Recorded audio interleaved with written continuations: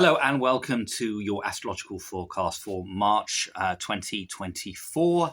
If you like the video, then please press the like button and become a subscriber. It all helps to spread the knowledge of astrology. Okay, March 2024. So in this particular video, what I'm going to do is an overview first of all, and then look at the 12 individual sun signs and how that's going to affect for each sign of zodiac over March 2024. So what can we expect from this particular month? Quite a lot actually. And it's a month where a lot changes, but also we've got a lunar eclipse as well on the 25th of March, which is going to be at 5 degrees in Libra. And, you know, look, eclipses, they last about 6 months. They come around every 19 years or they hit the same degree point.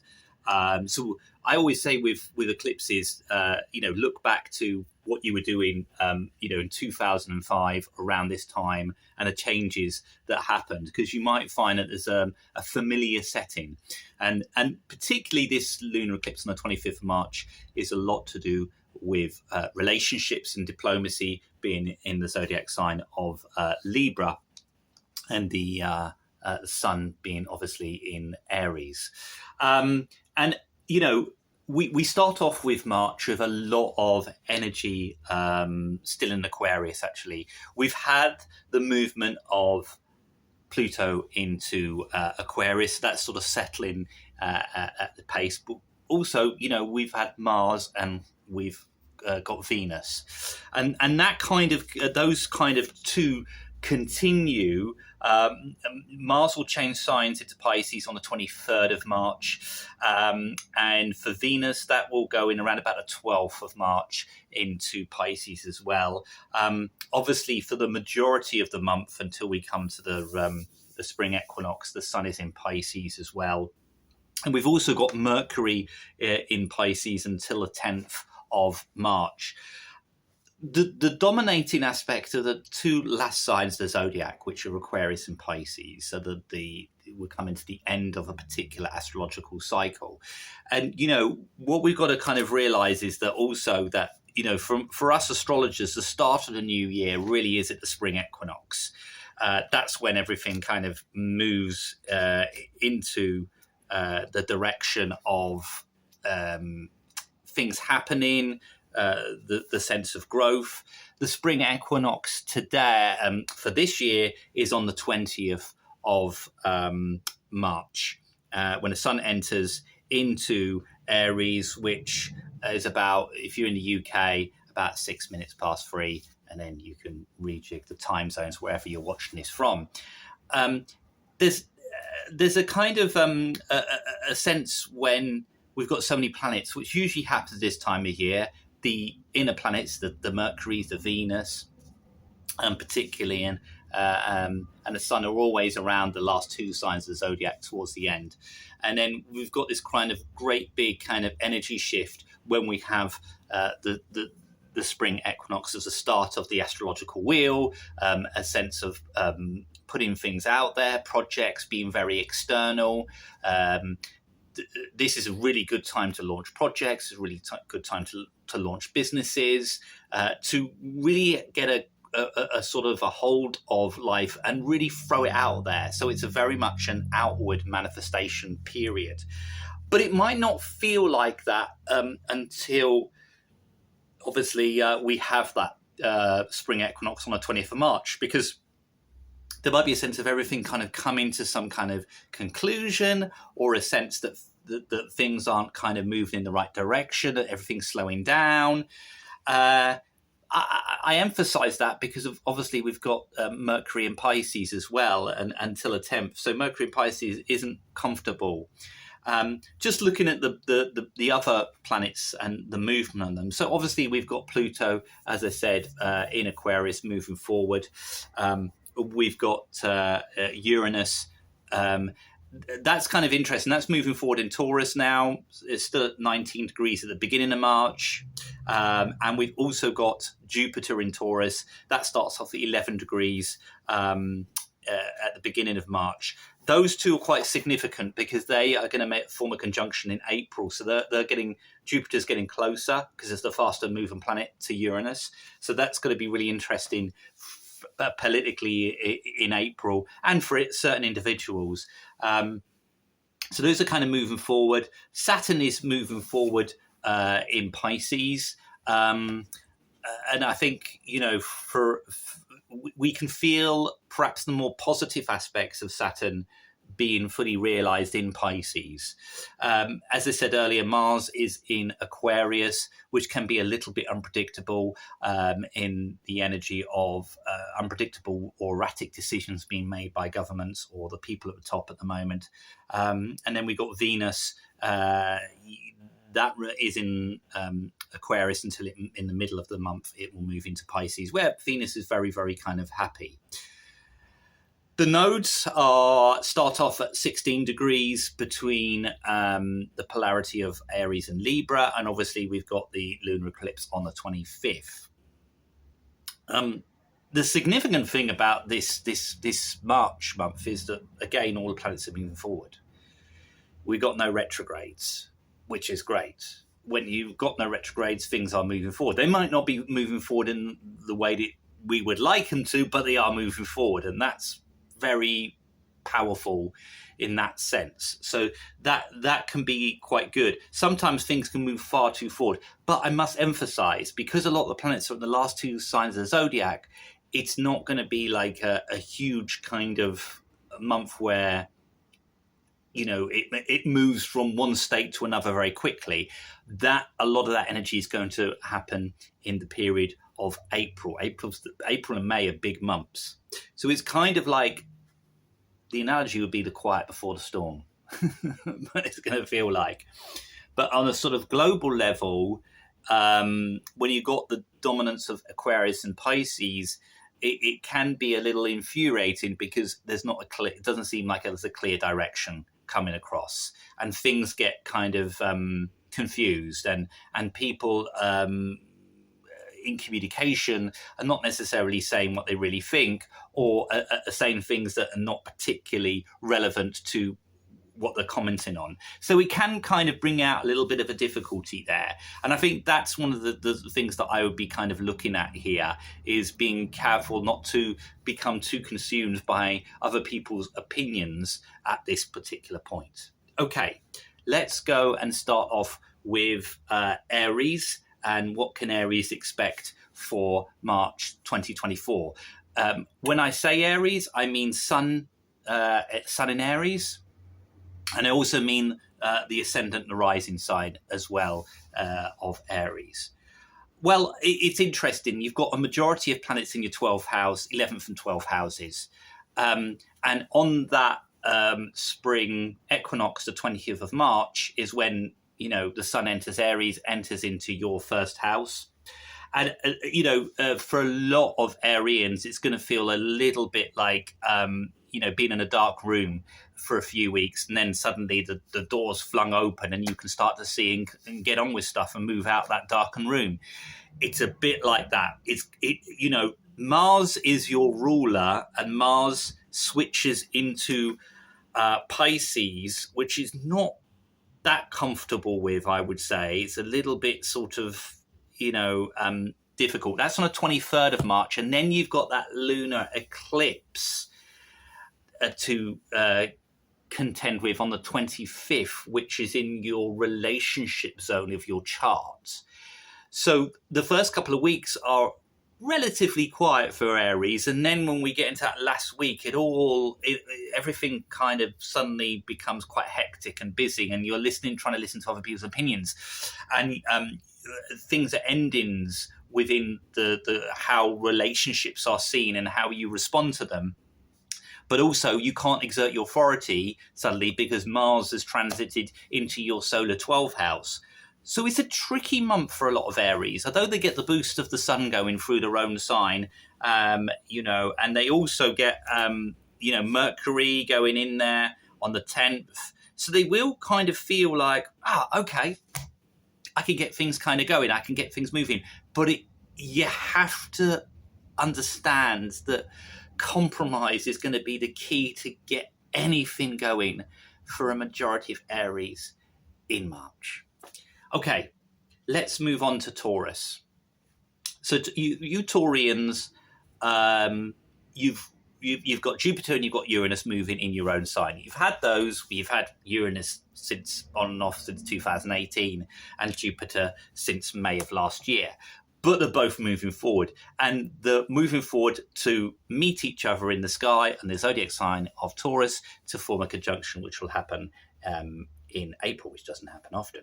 Now, for a majority of the Taurians, it's making sure that everything is in order, so that by the time you get to that April period, everything's in place for whatever may come, whatever opportunities will come. That's absolutely key here.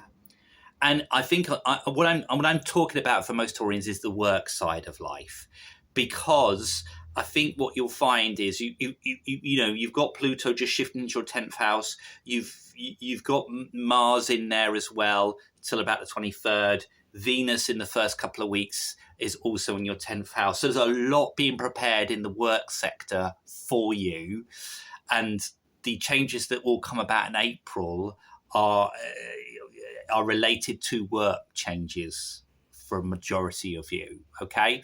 An expansion in those areas, but surprises coming forth that you never thought that would come towards you. But the thing about it is you have to be kind of prepared to take that on board. You have to be ready and have the foundations in place. And that's what March is all about for you. On the 20th of March, the sun goes into your solar 12th house, and the solar 12th house is, about the light shining on the and motivational aspects. What do you really want out of life? What's really motivating you? And are you aware of some of your subconscious kind of patterns of behavior? Really important. So for me, Taurus, it's about laying the foundations. Okay, Gemini. Gemini, a lot of planets in Pisces at the start. You've got Saturn, of course, you've got the Sun, you've got Mercury, Neptune's in there, and that's all forming a square aspect, a natural square aspect with your own sign. In a lot of ways, that's all affecting your 10th house, which is your career, the sector of your chart. And it's very creative. It's very spiritual. It also can be a little bit messy and go in this direction and that direction and not having a clear perspective. Be careful of that. I have to say, and I've said this before about Geminis, this is a very important year for getting your career absolutely on track, because you've got that energy of Saturn in your 10th house, which is really kind of strong around you. So for me, that's really kind of important. But also, I feel like that this is going to be a period when you might feel that you're a little bit lost in where you thought you were going and what you thought you were doing. And it's a really good time to not make any major decisions about, a direction in work. It's to kind of keep plugging away at what you've been doing so far this year. And yes, okay, you might get a little bit bored and might feel frustrated by that, but it's worth it. When you're working with Saturn, it's always about the long game, never about shortcuts. And Geminis, if they can, they do like little bit shortcuts, will get there quicker because they're a zodiac sign of movement. But at this particular point, it's saying, no, take your time over this. Very important for Geminis. Okay, Cancer. We've always got to look at Cancer in the in what's happening with the, particularly if there's eclipses. We know that on the 25th of March there's a lunar eclipse. That's in Libra. And that's hitting your fourth solar house, which is to do with your family, your roots, where you feel secure, where you go to find sanctuary and peace and harmony within yourself. A lunar eclipse hitting that area might be that things come up to the surface with family areas of your life that you have to deal with and be quite responsive to. And that's going to be really kind of important moving forward for the rest of the year. Like I said earlier, lunar eclipses have a 6-month basis. So you've really got to keep an eye on the family. It could also come under the jurisdiction of property, moving, or something coming to a conclusion with regard to moving home, or trying to move home, or trying to even buy. These all are very, very strong symbols of things being lit up, as eclipses do, particularly lunar eclipses in your life, that need to be looked at and sorted out in those areas. It also could mean that that within the family that there is certain changes that need to happen. But I think for a lot of Cancerians, apart from that fact, and again, they like to deal with family matters, so it's not going to be so difficult. But there's a lot of planets in a fellow water sign like yourself in Pisces. So again, the expression, the communication is all there for you. When the sun goes into Aries on the 20th of March, that kind of gets things going in your career section of your life. That puts the emphasis and shines the light on you, and you being able to make very decisive decisions in that area of your life. Okay, Leo. I think Leos are still getting used to the Pluto factor at the moment. The dynamics of Pluto being in their solar 7th house. As well as that, you've got Mars as well to contend with, and Venus. Well, Venus we're not too concerned about. Venus loves to be in the 7th house. It's in its rulership. Mars, much more tricky. Pluto, that's a 20-year process, apart from later in the year when it goes briefly back into Capricorn. But yeah, it for Leos, they're going to use that Pluto energy. They got the Mars to contend with, which basically means that other people could be projecting their own anger onto you, or their own experiences and opinions, and expecting you to come up with answers and to give them very direct opinions about their life. But actually, if you do that, they're not being particularly grateful for that. So you're walking a little bit of a tightrope this month with that. It all kind of changes in that last week of March, because one, Mars is going to, on the 23rd, move out of the 7th house and go into your solar 8th house, into Pisces. So that makes things a little bit easier. Mars likes to be in the 8th house. But I think that Mars to contend with, and you've probably experienced this for the most, February, of people projecting their own anger or their own issues onto you, and you going, well, what have I done? And why am I getting this? And it is, in a lot of ways, to do with that Mars factor. As human beings, I think the planet Mars is one of those planets that we don't really kind of have that many outlets for Mars in a positive sense. Maybe sport is one of them, but even that's kind of very controlled in a lot of ways. So when people have a Mars transit, or they don't necessarily know how to utilize that energy in a positive way, which can be very assertive, and being assertive can get things moving. That's the positive manifestation of Mars. But the other way of looking at it just becomes messy, and it becomes aggravating.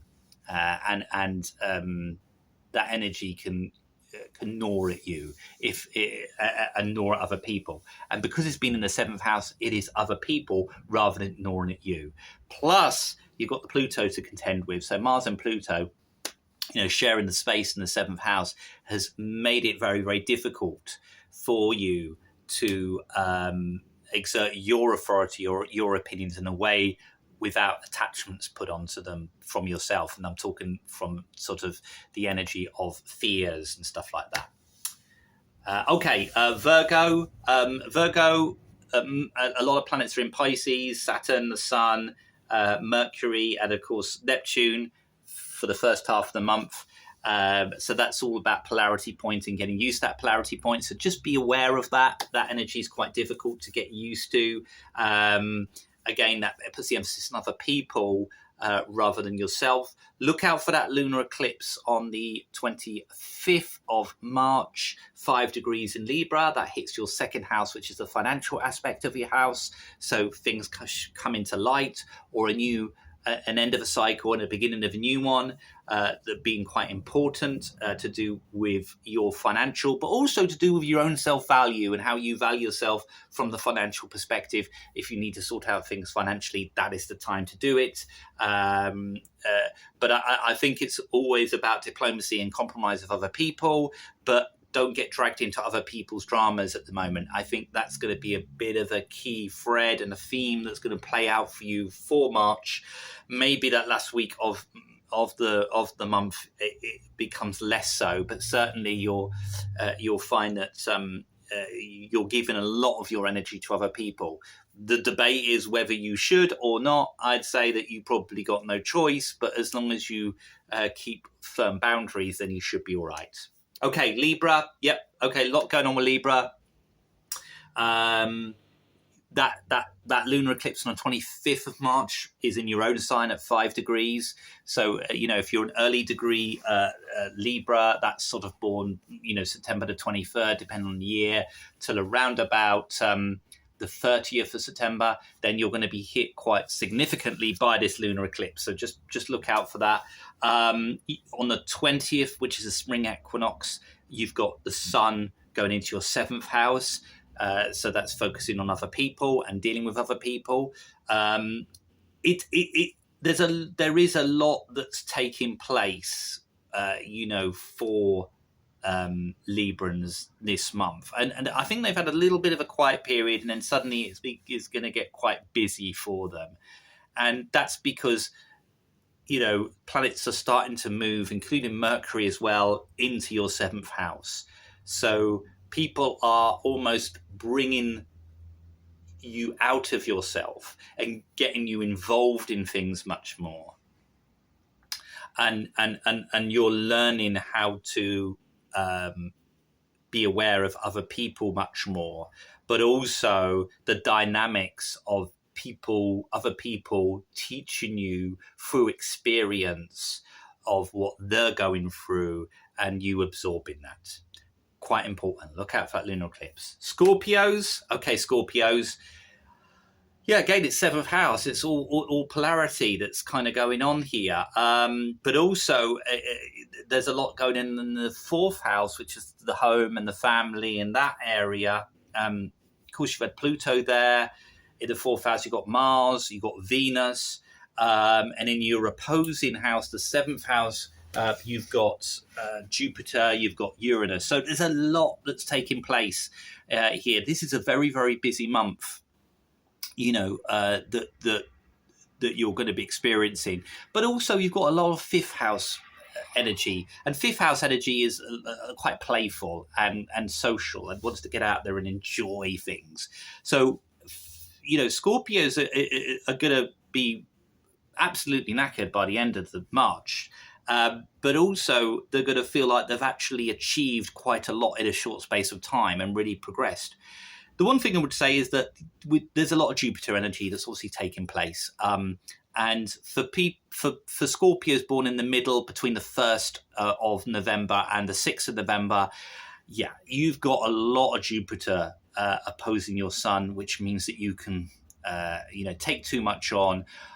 You could be very optimistic, but maybe sometimes too optimistic and not look at the details. So just be very aware of that. It's a brilliant time for expansion, a brilliant time for looking at things in a completely different way. But also it's quite tricky because you can take too much on.